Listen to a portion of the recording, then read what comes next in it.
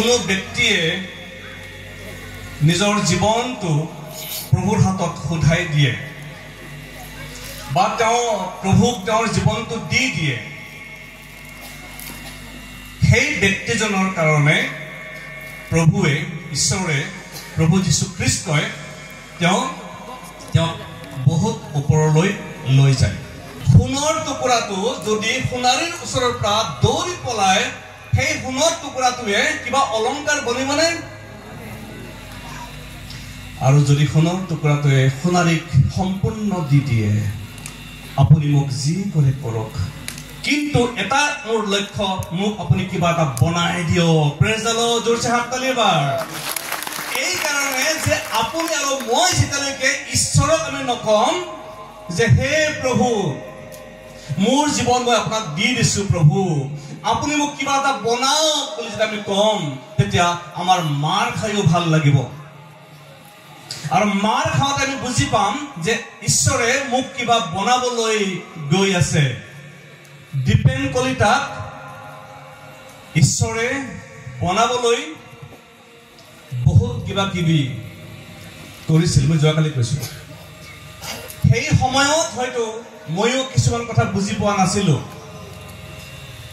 আৰু হয়তো আপুনি মই বুজি নাপাওঁ, কিন্তু ইয়াত যিটো মূল বিষয় আছে, উপযুক্ত সময়, সেই সময়ত আপুনি মই বুজি পাম। এই কথাখিনি আমি যোৱাকালি আলোচনা কৰিছিলো। লুক 5 অধ্যায় 1 আৰু 2 পদ এবাৰ চাওকচোন। দুখন নাও দেখি পালে। কেইখন নাও দেখিলে? মনত ৰাখিব, কেইখন নাও দেখিলে? দুখন নাও দেখিলে।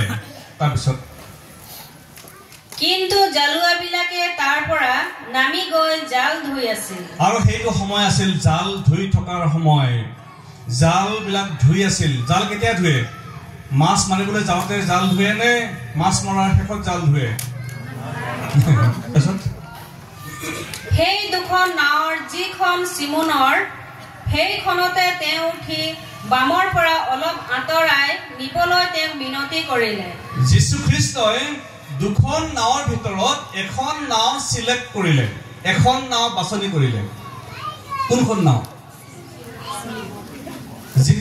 যিখন নাও চিমোনৰ আছিল, সেই নাওখন যীশুৱে বাছনি কৰিলে আৰু মানে মনোনীত কৰিলে, আৰু সেইখন নাও তেওঁ বাছি লৈ আৰু সেইখন নাওতে তেওঁ বহিলে।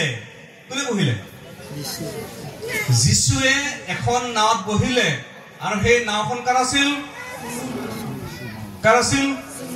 চিমোনৰ।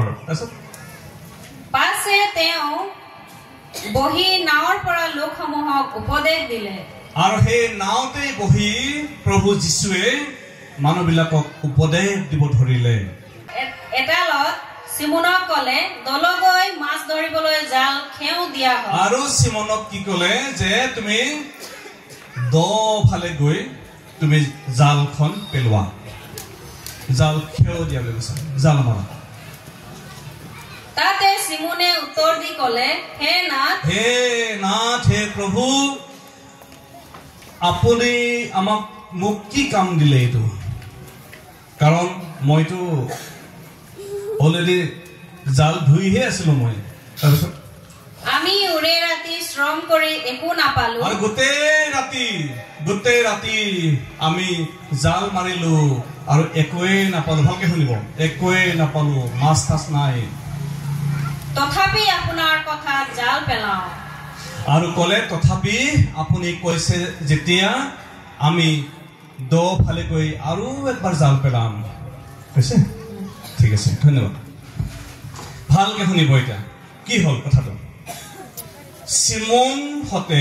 চিমোনৰ লগত জাকুব, আন্দ্ৰিয় এইবিলাকে তাত জাল মাৰি আছিল। তেওঁলোক মাছ মাৰি তেওঁলোকে জীৱিকা তেওঁলোকে নিৰ্বাহ কৰিছিল। আৰু সেই সময়ত কি কৰিলে? সেই সময়ত যীশুৱে তাত গ'ল, আৰু যীশুৱে গৈ কি কলে? যীশুৱে এখন নাও বাছি ললে, আৰু এখন নাও বাছি লৈ তাত উঠিলে, আৰু উঠি কলে যে তোমাৰ জালখন তুমি অলপ দ ফালে লৈ যোৱা, আৰু তাতে তুমি তোমাৰ জালখন তুমি খেও দিয়া, এই বুলি আদেশ দিলে। আৰু সেই সময়ত চিমনে একোৱে কথা নকৈ যীশুৰ কথা তেওঁ বাধ্যতাৰে তেওঁ পালন কৰিবৰ কাৰণে তেওঁ আৰু এবাৰ তেওঁ নাওখনত বহি নাওখন তেওঁ দ ফালে লৈ গ'ল আৰু দ ফালে গৈ জাল খেও দিলে। দিওঁতে কি হৈছে? কি হ'ল পিছত? যেতিয়া জাল খেও দিয়াৰ পিছত কি হৈছিল কাহিনী? তাত বহুত মাছ উঠিলে আৰু জাল ফাটু হ'ল বুলি কৈছে। যদি পিছত পঢ়ি যায় বহুত মাছ উঠিলে। প্ৰিয়সকল, সেই কথাখিনি আপোনালোকে জানে, যিহেতু সেই কথাখিনি বাইবেলত আছে। এখন নাৱৰ মালিকক বাছনি কৰিলে আৰু ঈশ্বৰে আপোনাক আৰু মোক ঈশ্বৰে বাছনি কৰি লৈছে। আপুনি ভাবেনে কেতিয়াবা যে ঈশ্বৰে মোক পচন্দ কৰিছে, মোক ভাল পায় আৰু মোক তেওঁ চিলেক্ট কৰিছে, মোক তেওঁ পচন্দ কৰিছে আৰু তেওঁ মোৰ নাওখন তেওঁ বাছি ল'লে? প্ৰিয়সকল, ভালকে মন দিব। আপোনাৰ মোৰ জীৱনটো হৈছে এখন নাওৰ দৰে। আপুনি মই এখন নাও হয় আৰু এই নাওখনত চিমনে গোটেই ৰাতি মাছ মাৰিছিল, মাছ নাপালে। আৰু মাছ যেতিয়া নাপায় তেতিয়া কেনেকৈ লাগিব? গোটেই ৰাতি মাছ মৰাৰ পিছত যদি মাছ নাপায় কেনেকৈ লাগিব ৰাতিপুৱা?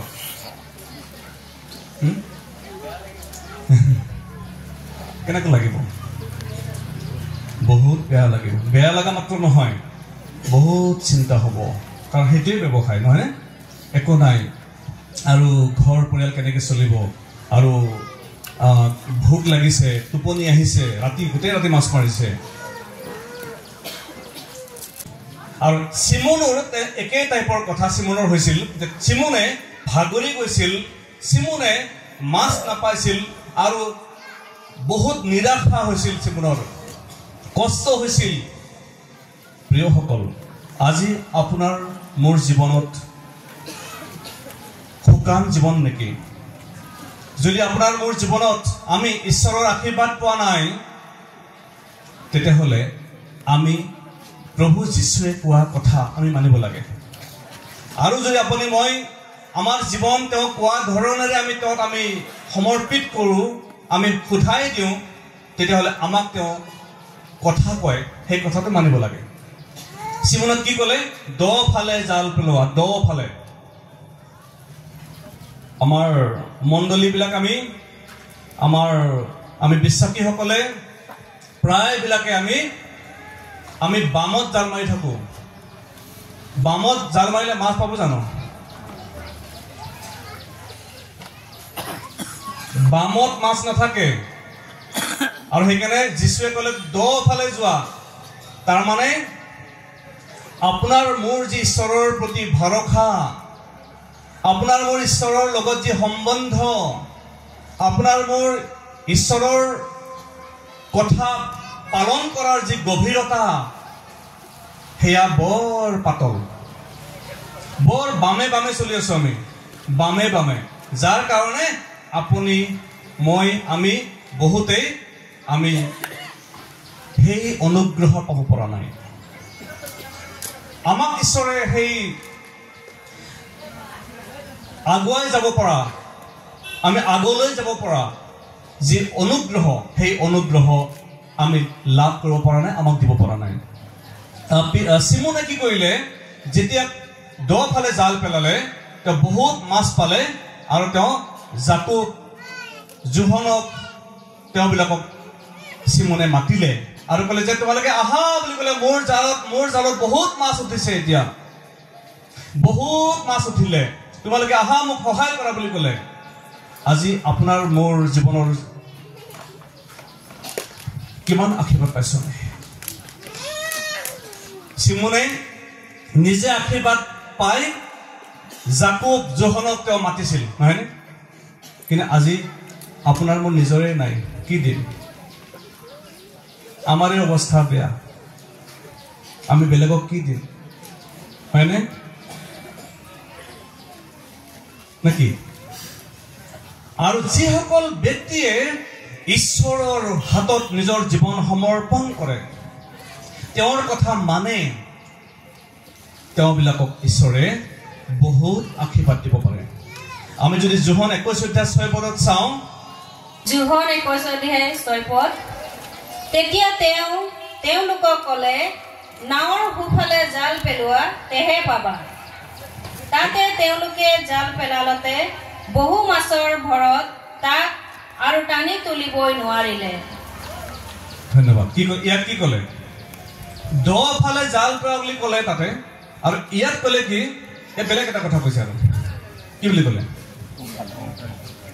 ৰাইট বৰাদা এক্সপাৰ্ট কি ক'লে ইয়াতে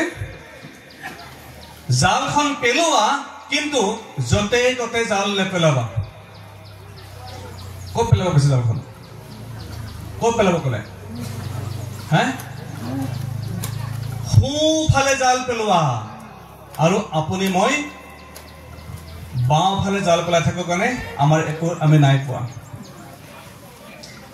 যিশুৱে কোৱা কথা আপুনি মই নামানো কাৰণে আমি অবাধ্য হোৱা কাৰণে আজি আপুনি আৰু মই তেওঁৰ অনুগ্ৰহ আশীৰ্বাদৰ ভাগি আমি হ'ব নোৱাৰাৰ মেইন কাৰণটো হৈছে সেইটো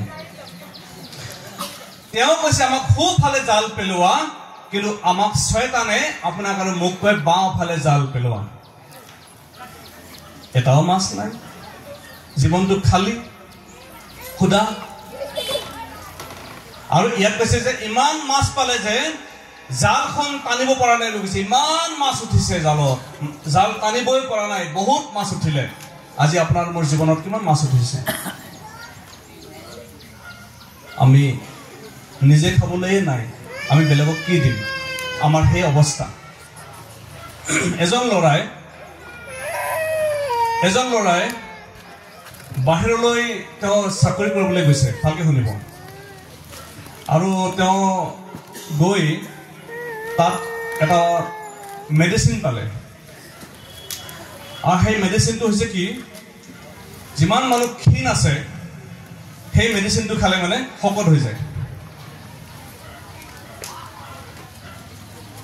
তো তেওঁ ভাবিলে যে আমাৰ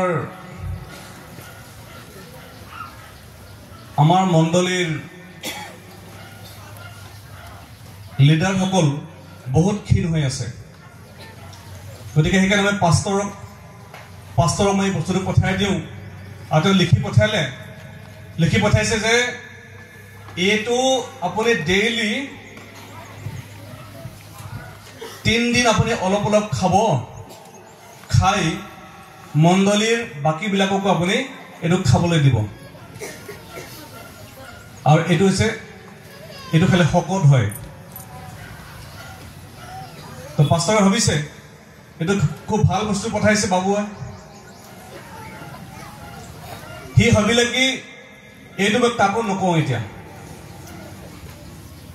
চুপচাপ ৰাখিলে আৰু গোটেই পেকেটটো যে সি নিজে অকলে অলপ অলপ খাই গোটেই পেকেটটো শেষ কৰি পেলালে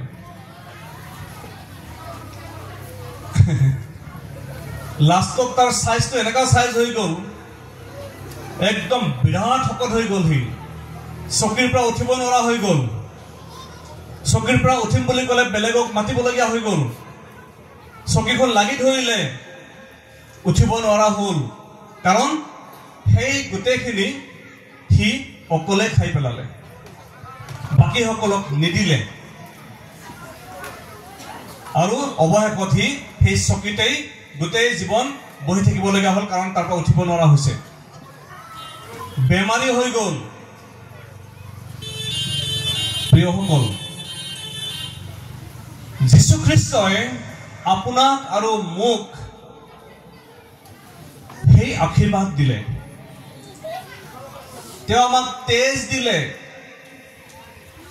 তেওঁ আমাক উদ্ধাৰ দিলে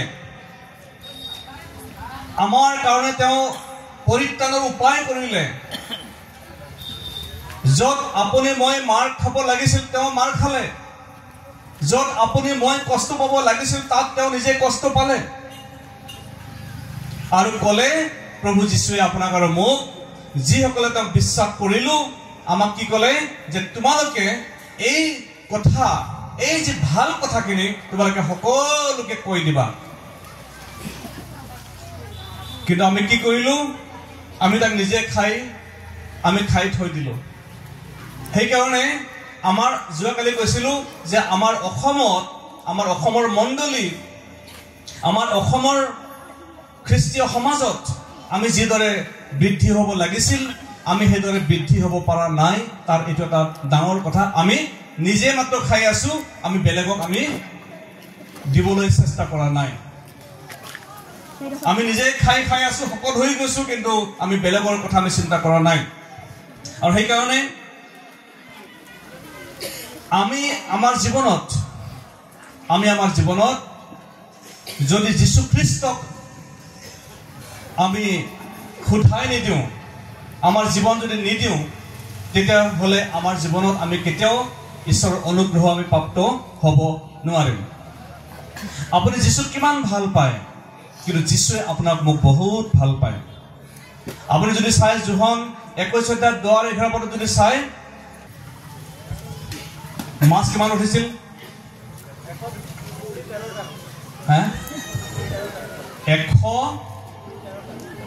102 কুৰি 13টা ইমান মাছ পালে চিমনে গোটেই ৰাতি মাছ মাৰিলে কিন্তু মাছ পোৱা নাছিল সেই জালখন বেলেগ আছিল নেকি একেখনেই জাল সেই পানীখিনি একেখনেই পানী নাওখন একেখনেই নাও কিন্তু যীশুৱে কোৱাৰ পিছত যেতিয়া বাধ্য হ'ল কথা মানিলে তাৰ পিছত চিমনে এই মাছবিলাক ডাঙৰ মাছ বহুত পালে প্ৰিয়সকল আপোনাৰ মোৰ জীৱনত যদি আমি বহুত কষ্ট কৰিছো কিন্তু আমাৰ জীৱনত একো আশীৰ্বাদ অহা নাই আমি মাথা মাৰিছো কিন্তু আমি একো আশীৰ্বাদ পোৱা নাই আমি বহুত চেষ্টা কৰিছো কিন্তু আমি একো আশীৰ্বাদ পোৱা নাই তাৰমানে আপুনি মই বুজি ল'ব লাগে আমি যীশুৱে কোৱা কথা আচল কথাটোকে আমি পালন কৰা নাই চিমনে জাল মাৰিছে কষ্ট কৰিছে কিন্তু মাছ নাপালে গতিকে প্ৰিয়সকল আপোনাৰ মোৰ জীৱনত তেনেকুৱা হ'ব পাৰে কিন্তু আপুনি আজি চেলেঞ্জ কৰক আপুনি আৰম্ভ কৰক আপোনাৰ জীৱনত আপুনি প্ৰভুক এবাৰ মাতক আৰু তেওঁৰ কোৱা কথা আপুনি মই এবাৰ বাধ্যতাৰে যদি পালন কৰোঁ আপুনি আপোনাৰ জীৱনত আশীৰ্বাদ অহাৰ যি আৰম্ভণি আপুনি গম পাব আৰু সেই কথা মই মোৰ জীৱনত মই বহুতবাৰ লাভ কৰিছোঁ যীশুৱে আপোনাক ভাল পায় আপোনাৰ মোৰ যেতিয়া আপুনি মই পাৰ হৈ যাওঁ কাৰোবাৰ ওচৰেদি পাৰ হৈ যাওঁ আমাৰ গাবিলাক কি গোন্ধাব লাগে যীশু গোন্ধাব লাগে লাগে নালাগে যীশু গোন্ধাব লাগে পৰিত্ৰাণ গোন্ধাব লাগে শান্তি গোন্ধাব লাগে কিন্তু আমি পাৰ হৈ গ'লে আমাৰ শিখৰহে গোন্ধায়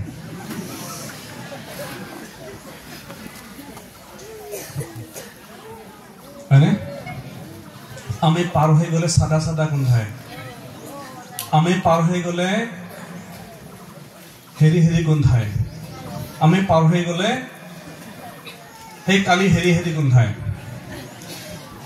কিয় গোন্ধাব লাগিছিল কি গোন্ধাইছে কি তাৰমানে আচলতে আপুনি মই প্ৰভু যীশুৰ লগত যিটো আমাৰ আত্মিক সম্বন্ধ সেই সম্বন্ধ গঢ়ি উঠা নাই সেই সম্বন্ধ আমি গঢ়ি তুলিব পৰা নাই আৰু যেতিয়া আমি গঢ়ি তুলিব নোৱাৰিম আমাৰ জীৱনত তেওঁ কেতিয়াও আমাক উন্নত কৰিব নোৱাৰে আমাক তেওঁ ডেভেলপ কৰিব নোৱাৰে আমাক তেওঁ আশীৰ্বাদ দিব নোৱাৰে আমাক তেওঁৰ অনুগ্ৰহ আমাক তেওঁ দিব নোৱাৰে কাৰণ আমি জগতৰ লগতে সনাপিটিকা হৈ আছো কালি আমি কৈছিলোঁ অসমৰ পৰাই নগাসকলে কাপোৰ নিপিন্ধা নগাসকলে তেওঁলোকে প্ৰভু যীশুক পালে তেওঁবিলাকে বহুত ওপৰলৈ গুচি গ'ল মই যোৱাকালি কৈছো আৰু আমি ক'ত আছো আমাৰ 100 বছৰ 200 বছৰ পাৰ হৈ গৈছে আমি ক'ত আছো আমি ৰাতি ভাত দি পঠিয়ালে জলকীয়া এটা দিব লাগে, তাতে আছো আমি। ৰাতি ভাত দি পঠালে জলকীয়া দিব লাগে বোলে এটা। আমাৰ মণ্ডলী মানুহবিলাকে তেনেকে কৰে বহুতে। আপোনালোকে কৰে নকৰে? কিমানে জলকীয়া দিয়ে হাতখন দেখাব লাগিব, লাহেকে দেখাব। আমি তাতে আছো। কৰ মানুহ ক'ত গৈ পাইছে, আমি জলকীয়াত আছো।